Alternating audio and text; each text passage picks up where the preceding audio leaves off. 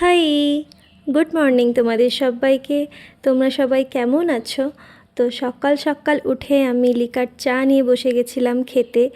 এরপর একদম সোজা নিচে চলে যাই ব্রেকফাস্ট করতে। দেখতেই পাচ্ছ আজকের ব্রেকফাস্টটা কতটা সুন্দর। এরপরে আমি ওপরে চলে আসি। আসলে আমার এত বড় বড় নখগুলো এবার কাটতে হবে।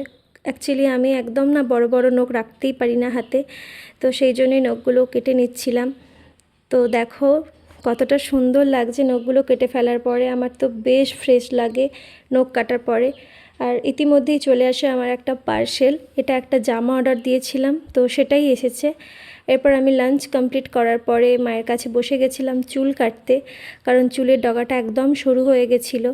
আর আমি বরাবরই মায়ের কাছেই চুল কাটি। লাস্ট কবে আমি পার্লারে হেয়ার কাট করেছিলাম আমার মনেই নেই। তো আজকের মতন এতটাই। ভালো লাগলে লাইক করো। ওকে, বাই।